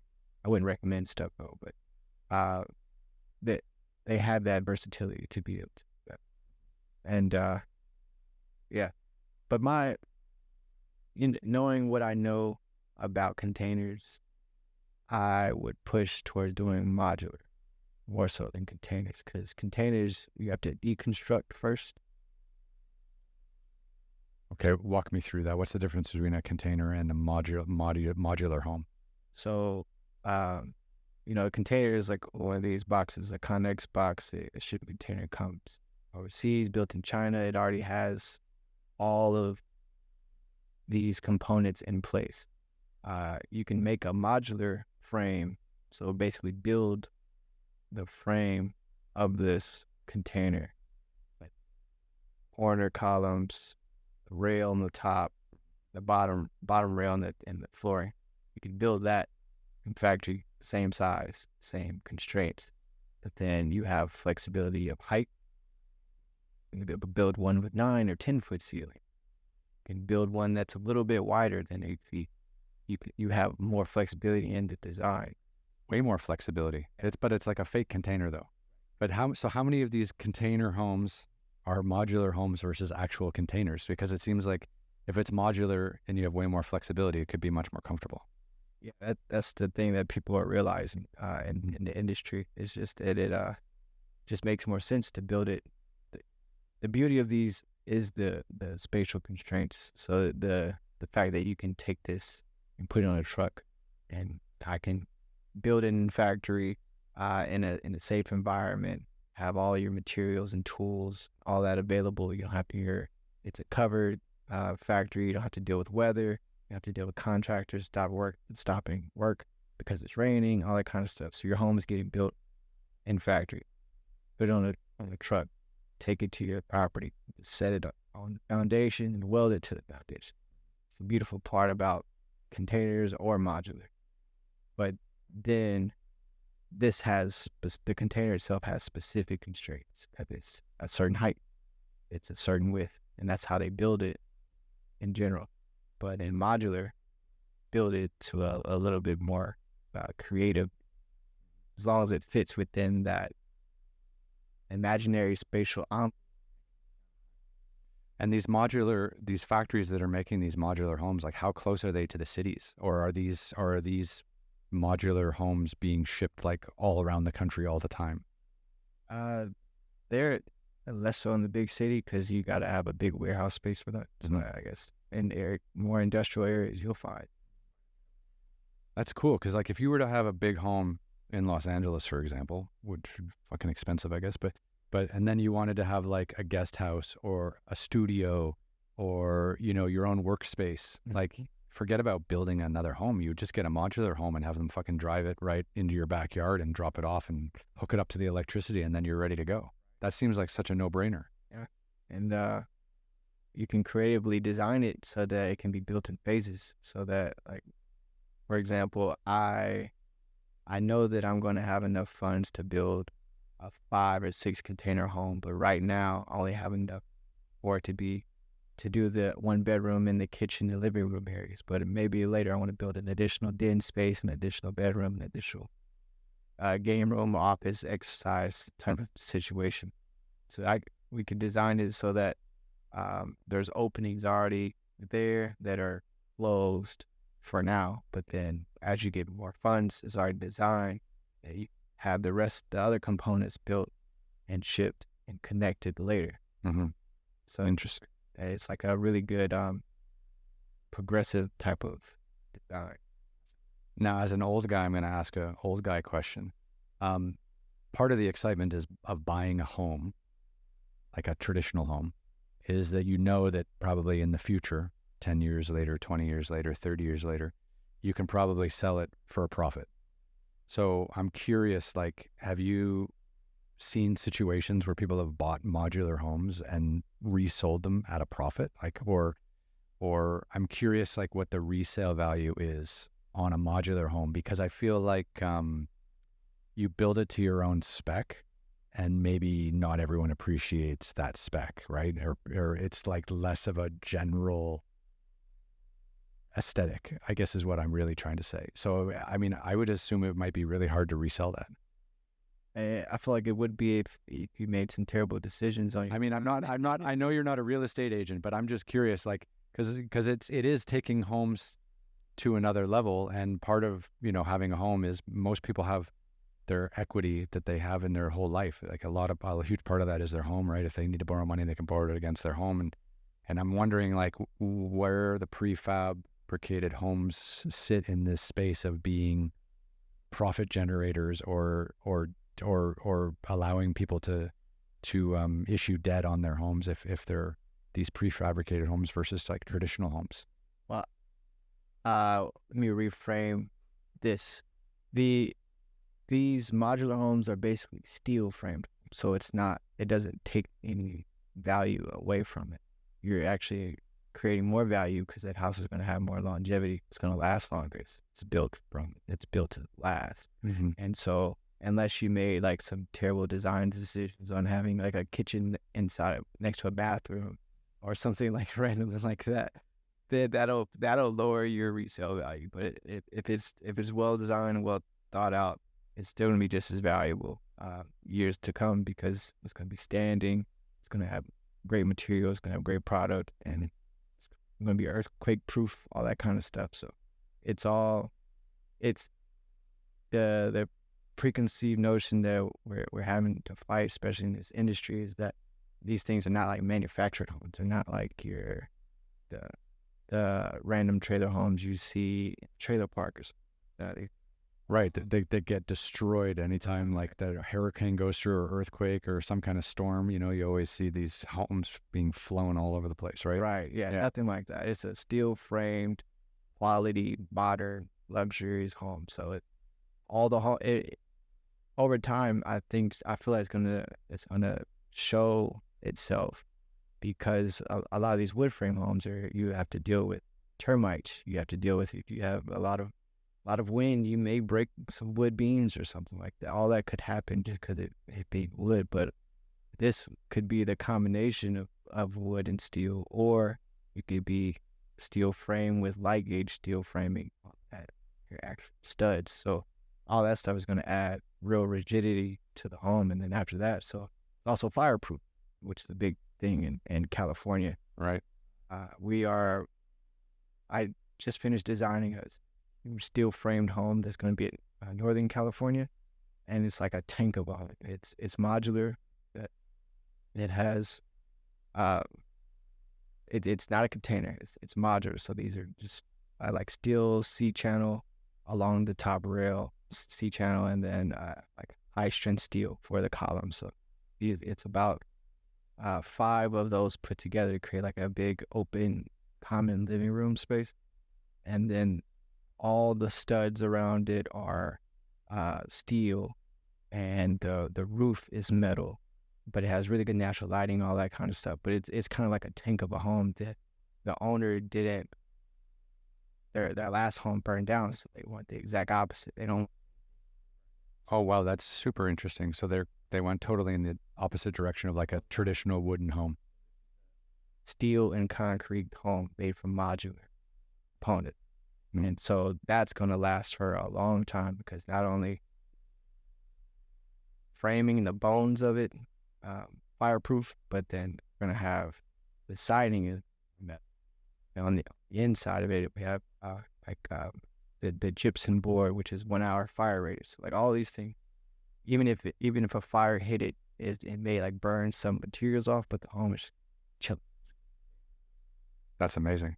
That's pretty wild. So, okay, question. Have you ever built a billionaire end of the world bunker? No, that would be It would be, right? Wouldn't that be like a cool design thing? Because I think like Mark Zuckerberg right now is building one on one of the Hawaiian Islands. He's spending like a couple $100 million like buying some end of the world bunker or building his own space. I just thought that'd be super cool. Like from an architecture and a design perspective, like thinking about having to like stay in a home underground maybe for like up to a year or something like that, and like all the stuff you would need. We were talking about a zombie apocalypse or something. Like there's people who are spending on this shit all the time. I'm just curious if you've run into anyone who's actually building something like that. That just makes me wonder, what do they know? What do they know? Yeah. If Mark Zuckerberg is building a end of the world bunker, what about the rest of us? Yeah. He just now decided to do it. I'm like, interesting. Yeah, something's coming. But I haven't came across a client that wanted to do that, but I definitely would love to do that. That would be kind of cool. Yeah, I think we're all going to need them if we want to see the future. I think it's going to be necessary. Question for you: how much time do you spend working on these like luxury modular homes versus doing your like branding and design work and doing your passion projects like your hats and shoes and stuff like that? The luxury design work is full time, so I do that. That's the majority, and then the rest of my time, my free time, is I spend that creating, writing blogs, reading, designing shoes and clothing and things like that. That just interests me, and so yeah, it's a good and healthy balance. I feel like the way my life's set right now is just I just work on my passions, work on these things. So it doesn't feel like work. It just feels like I'm just creating. So like if an idea comes up, I'll work on. So where do you, this is just a question for you, like where do you find your ideas, or where do you find yourself physically when your ideas start to come to you? Because, for me, I'm all about being out in nature, right? Like I love hiking, I love camping, but sleeping outside in a tent, walking around in nature every day, like it enlivens my brain so much that I have like just thousands of great ideas. So when I go out hiking or climbing or something like that, I'll always have like a notebook and a pen, and I'm always like making notes because I don't know, there's something about being out in nature sets my mind on fire in a healthy and exciting way. Yeah, I completely agree. I do the same thing. I think nature's very powerful. I go on hikes, like at the Griffith Observatory hike and things like that. I'll find my own path, not the big path that everyone's walking on. And find the little one that we have to go through the trees and all that kind of stuff. But like you're saying, those are where my best ideas come from, is being in nature, going on walks, maybe a shower, just the sound of the water just allows you to let your mind go. Things like that. I completely agree with you about nature. Yeah. Nature is the best, man. It's amazing because, I got into going out into like nature a lot because I was living in Shanghai, and it's like a city of 30 million people. A lot like here, actually, but more vertical. It wasn't as spread out. It was spread out, but not as much as LA. But I just found myself like needing to get out of the city all the time because I was like losing my mind, and it was so noisy. And I just remember those first few trips getting out, hiking, climbing, all that kind of stuff, and just enjoying nature and having a chance to relax. Something I never really figured out when I was playing basketball in university. It took me to go abroad to find out like how much I like doing that kind of stuff. Kind of hard to explain to people like how powerful and life-changing that could be just to going out in nature. Because you can say it to someone, they're like, "Oh, okay, yeah, you tree guy," like but it won't. It doesn't really register for people until then they themselves go out there, just sit and breathe and feel it. Feel like hear the birds chirp, hear a stream trickling, things like that. Like I even try to bring those natural sounds and things like that into my personal space, like my room, water fountain. Like I try to have a candle burning, the fan blowing, all those different ways so that I can get us even a glimpse of connection with nature, like with the plants and things like that too. Yeah. I think it's super important, because I think I'm a big believer that modern society and the way we've like constructed our way of life wears us down massively. So I really feel like we're all just walking around as what's a good example? Like a pencil that needs to be sharpened, right? And then going back out into nature is the pencil sharpener, and it allows us to, reignite our brains in different ways that kind of help us get to that next level or help us regain some feeling that we've had beaten out of us by the challenges of living in a city like LA or something like that. Yeah, man, it recharges you, especially if you get an exercise. Yeah. Too heavy breath going, like things like that. That, yeah, I recommend that to any. That's your camera. Yeah. So tell me about your mixed martial arts, because I love this. So, you seem like a very, articulate, well-educated, creative soul. Obviously very athletic. You had athletic pursuits in the past. So what was your first introduction to the mixed martial arts world, and why did you just jump at that opportunity, and why have you made it such an important part of your life, I guess, in the last 5 years? Oh yeah. And you can't just say you're a fan of Bruce Lee or Jackie Chan. No. It was that damn Rush Hour movie.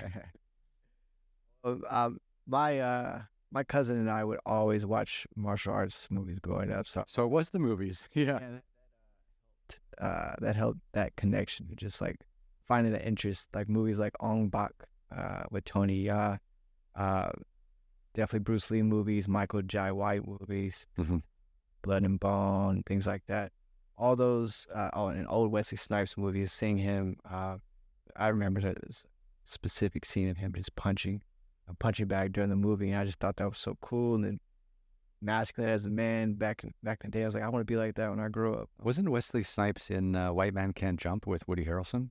Yeah. That was good. Okay. That's what I remember. I don't remember his martial art movies so much. He was Blade. Yeah, he was Blade. Yeah. Now I remember. Yeah. He was Blade. Yeah, but I'll always just remember him for White Man Can't Jump, because he was so fucking good in that movie. Yeah.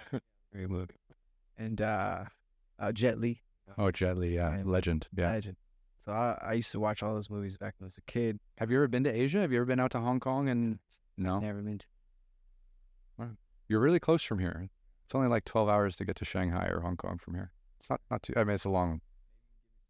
Dave, recommendations on how to start there, because I feel like I get out of that airport and like I don't know where to go. Like it's super super easy. Hong Kong is Asia for beginners, so it's former British territory, right? So everyone speaks English, but if you love martial arts and mixed martial arts and all this kind of stuff, I think you doing some time in Asia would be amazing. And of course, one of my friends actually, he does this like Thai kickboxing stuff.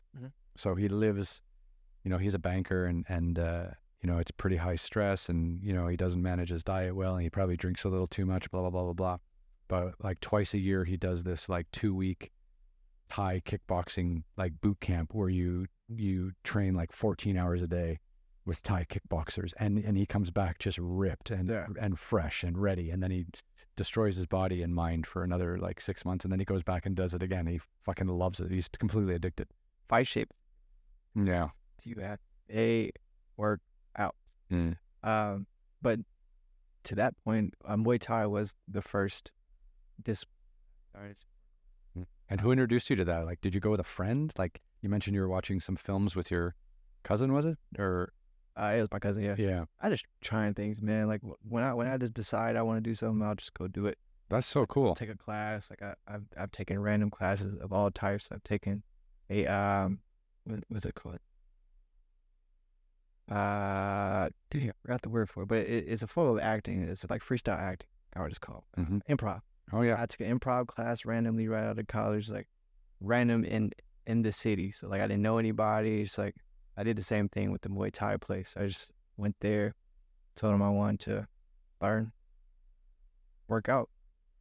I did that for about a year, but I didn't really feel connected to that place. Also, that drive there was kind of hell. So I didn't like driving through downtown all the time.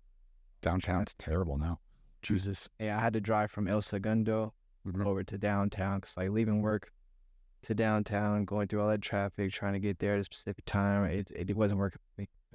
And but once I got more freedom in my schedule. 'Cause I fired that job and got a new one. That I had more freedom in my schedule, and I started to research martial arts places again.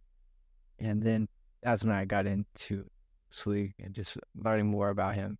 I had found a guy that was actually teaching Jeet Kune Do, which was like Bruce Lee's philosophy out in LA, Eric Carr. And I guess the environment that he creates allowed me to still be creative, even in martial arts. Like there was no super like hierarchy where I had to, play to someone else's ego, all that kind of stuff. He just helped me refine my tools and build my tools, sharpen my tools, learning how to punch. What are the fundamentals of how to punch? What are the fundamentals of how to kick? And then tons of reps. It was over and over and over to a point where it's like tying your shoe, where it's in your subconscious now. I didn't have to think about it. So that's how much we would do those reps.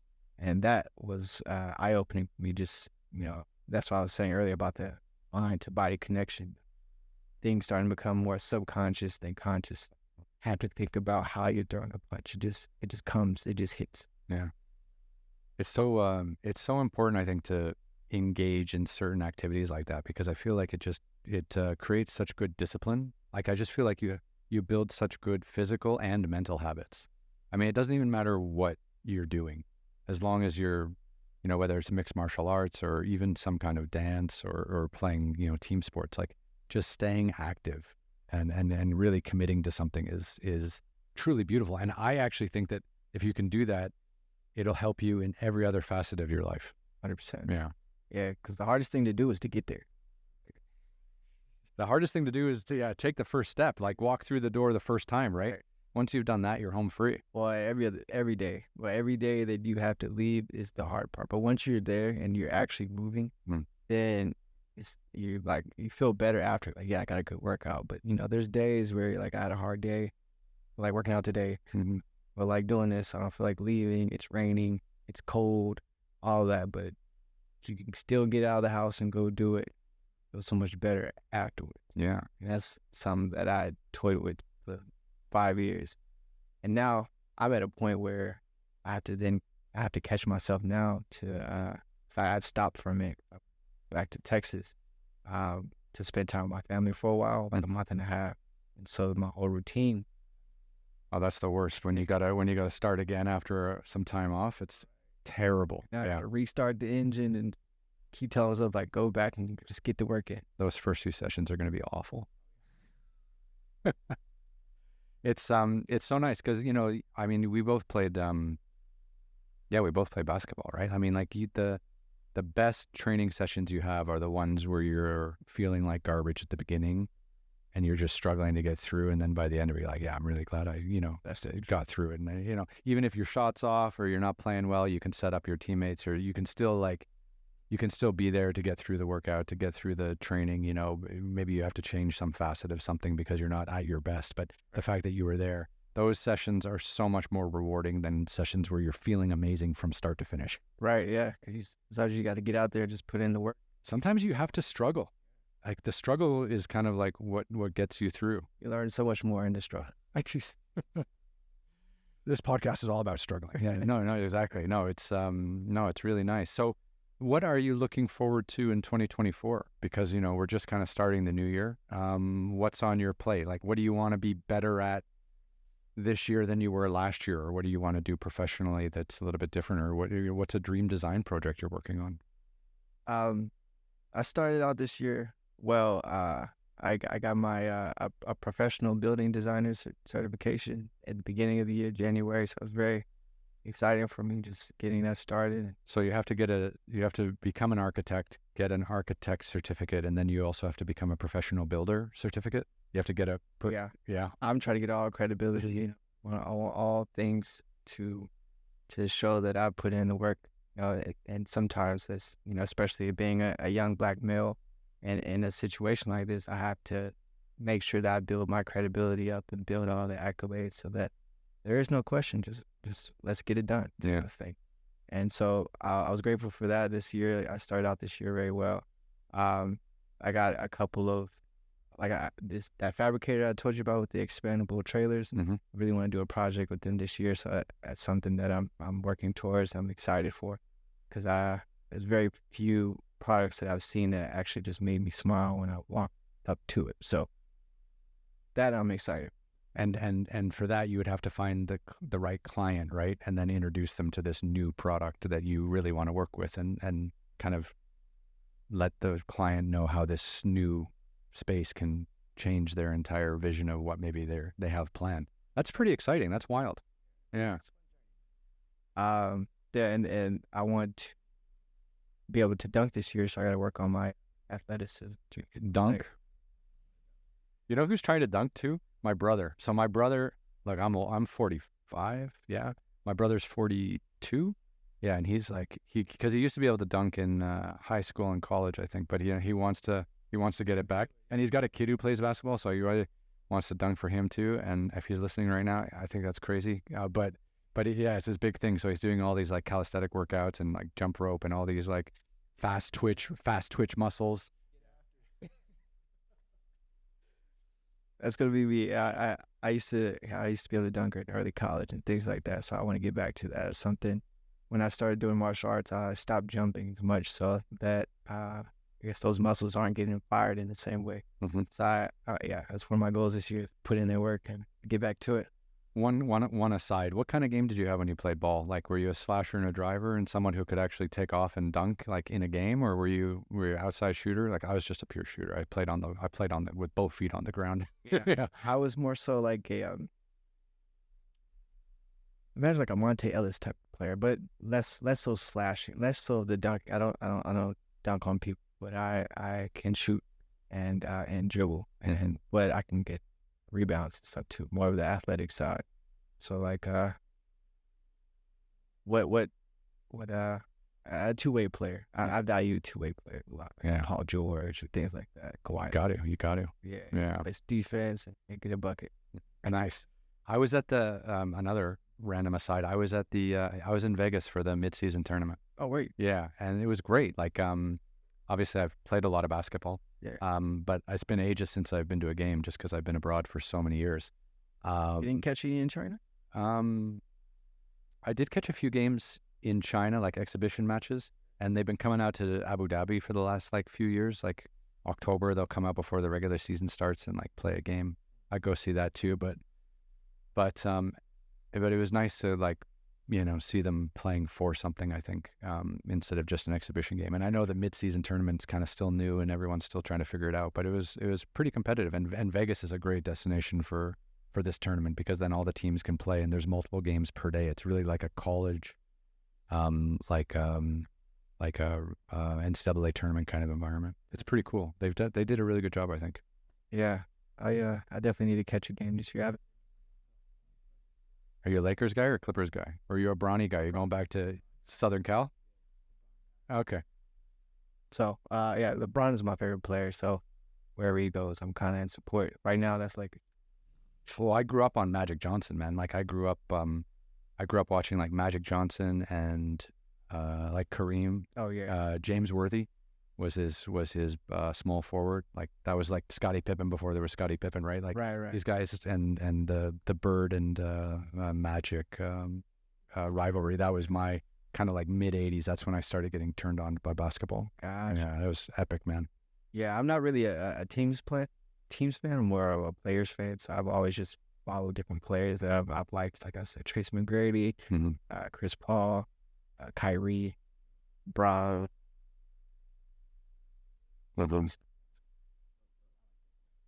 Are you old enough to realize how much the game has changed in like the last 20 years, or are you just still watching the same kind of basketball you've watched forever? Because I can tell you, like, the way the NBA has changed the way they play, it's insane. Steph changed it. Yeah. Now everybody shoots threes. You can see it even like the kids. When you see kids play in the rec, they're all shooting threes. You know who changed it before Steph Curry?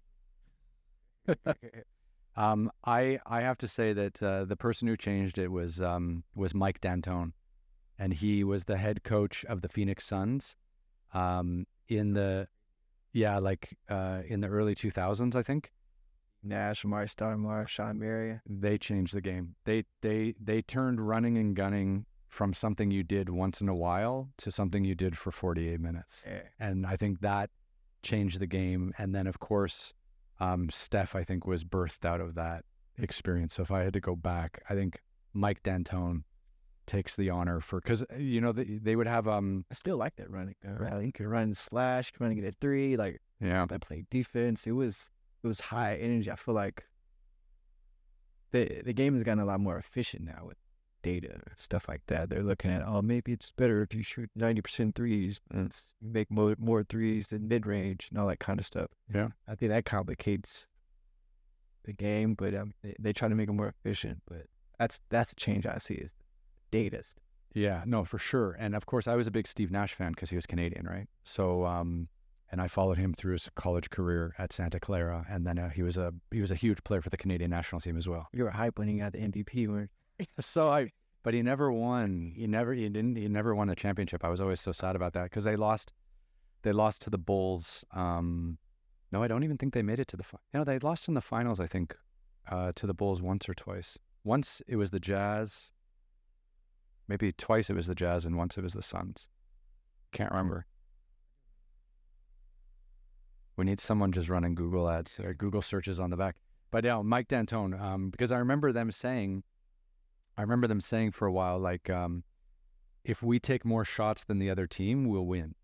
So, because our shooting percentage is X, and we know that if we're gonna play against this team, all we need to do is take more shots than them. So the whole idea was like never to run the whole clock.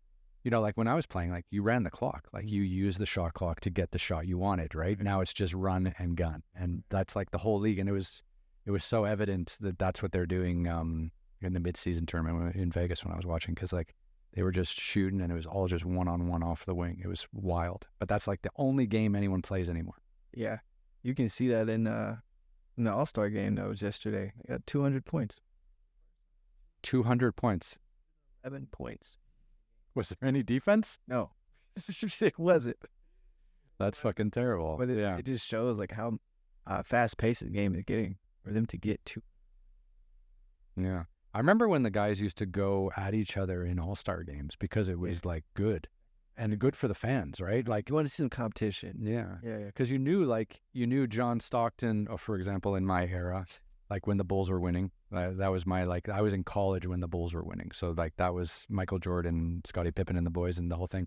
But like I would want to watch an all-star game to see like Michael Jordan go up against like John Stockton and Karl Malone, because you know that's going to be the final's going to be, right? So I want to see Jordan try to dunk on Karl Malone in the all-star game and be like fuck you, I'm going to see you in June, right? Yeah.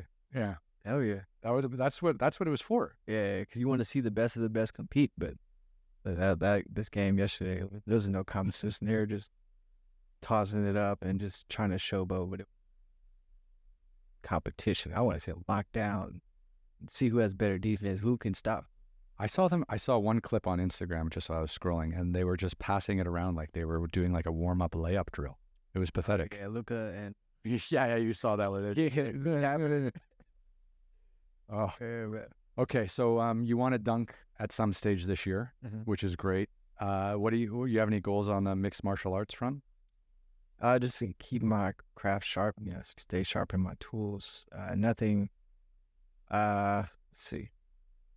No, not yet. I Yeah. About that the past. But that, I think on that front, I do want to work on how I throw my jab at different angles. Mm-hmm. I guess that is something. Like, the way that I see like a jab and a cross, they can be applied in different scenarios, and there's different ways to throw a jab just by the angle that you throw it at. So like when I'll get on my bag and I'll throw like a feint cross, the uppercut that's kind of like a jab, just slipping my head off behind. Things like that. It's fun in my martial arts journey to like think of something and then work on it and practice it and then go apply it in sparring and see if it actually works. Yeah, no, I mean, it sounds like you approach your martial arts career the same way you approach your architecture, right? Like, Yeah. it's you got to dream it up, think about how you can apply it, and then try to bring it into the real life. Right. Yeah. Yeah, and a lot of times I'll go and watch some YouTube videos of some current boxers and see if I like a move they did, what worked about it, why did it work, and see if it actually, how can I make it work for me? Because all of us have our own, I guess, profile or way, our own martial art, right? So like everyone has their own identity and character in fighting and in throwing your specific strikes because of how our bodies are built. Like my body's built athletically in a certain way, and so I can throw things in a certain way with good footwork. Kind of like one of my big inspirations was Lomachenko. No, I don't know this. Vasily Lomachenko. You should look in it. They call him the Matrix. The cold-blooded. One of my favorite boxers that's been out fairly. And who would you put your money on? Mark Zuckerberg or Elon Musk? Because weren't they supposed to fight at some stage? Oh, Mark's been training. I don't know anything about Elon. I don't feel like he's been training at all. I think Elon's just huge. I think Elon's just like 2 feet taller than Mark Zuckerberg. He's built funny, but the Built like a billionaire. Yeah. That's gonna be your next billionaire bunker. billionaire built. Hey, I got you, Elon. Well, look, is there anything you got coming up kind of soon that you want to talk about, or are you good? If you're in LA, go check out the Cerritos campus. What project you like? It's a black container, luxury. If you want to see something that I've done, otherwise you can my website, guestcreative.com, or find me on social media. Yeah, Gueston or Guest. epic. Yeah, no, I'll post your website and I'll link you on all the creatives. But epic, man, I love it. Yeah. What a great chat. I'm so glad to meet you. Great conversation. Yeah. Thank you. All right, so now we do this. We got the double screen and we can shake hands. Cool. Great to meet you, man. Thanks a lot. Fade to black. We're done.